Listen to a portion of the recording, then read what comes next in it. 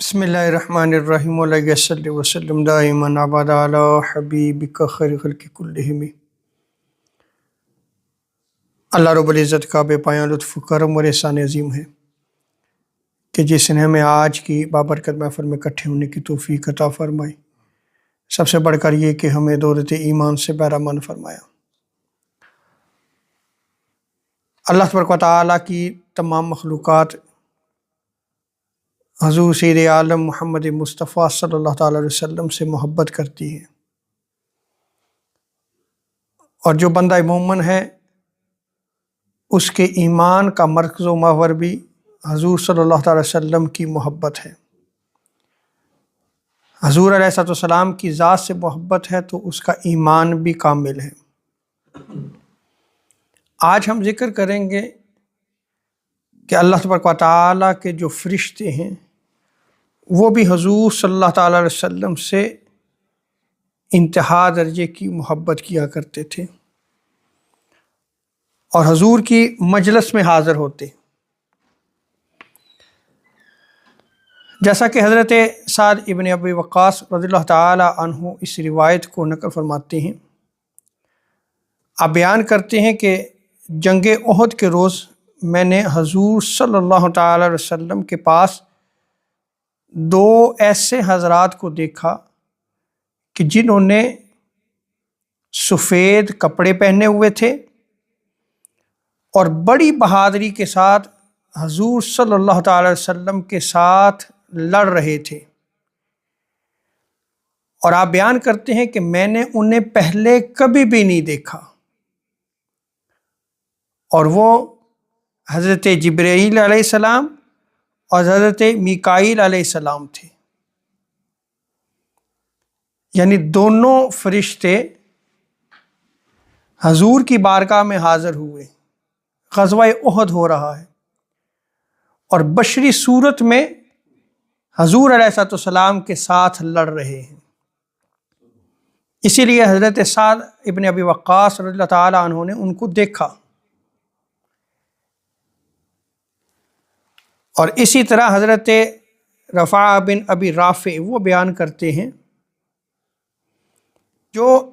اہل بدر صحابہ میں سے ہیں، وہ فرماتے ہیں کہ حضرت جبرائیل علیہ السلام حضور صلی اللہ تعالیٰ علیہ وسلم کی بارگاہ میں حاضر ہوئے اور آ کے عرض کرنے لگے، یا رسول اللہ صلی اللہ تعالیٰ علیہ وسلم، آپ غزوہ بدر میں شرکت کرنے والے صحابہ کو کیسے جانتے ہیں، ان کو کیسا سمجھتے ہیں، ان کا کیا مقام و مرتبہ ہے؟ تو حضور سید عالم محمد مصطفیٰ صلی اللہ تعالیٰ علیہ وسلم نے ارشاد فرمایا کہ میں انہیں مسلمانوں میں سب سے افضل شمار کرتا ہوں، یعنی جو اہل بدر ہیں ان کا مقام و مرتبہ یہ ہے کہ وہ مسلمانوں میں سب سے زیادہ افضل ہیں۔ اور پھر آگے آپ بیان کرتے ہیں کہ حضرت جبرائیل علیہ السلام نے حضور صلی اللہ تعالی وسلم کی بارگاہ میں عرض کیا کہ یا رسول اللہ صلی اللہ تعالی وسلم،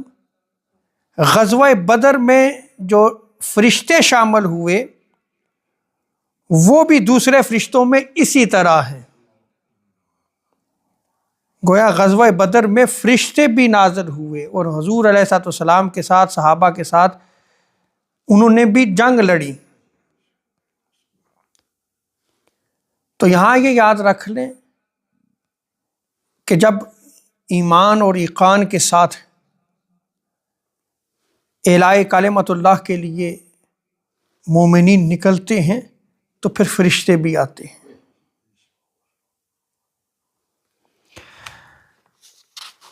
اسی طرح حضرت عبداللہ ابن مبارک کتاب الزہد میں اس روایت کو نقل فرماتے ہیں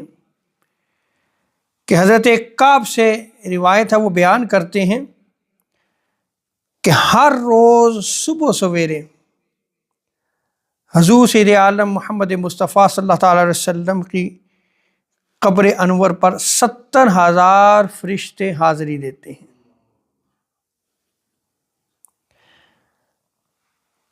اور اپنے پر تبرکن حضور سید عالم صلی اللہ علیہ وسلم کی قبر انور سے مس کرتے ہیں۔ اور امام قرطبی نے تذکرہ میں جو روایت کو نقل کیا ہے وہ بیان کرتے ہیں کہ وہ 70,000 فرشتے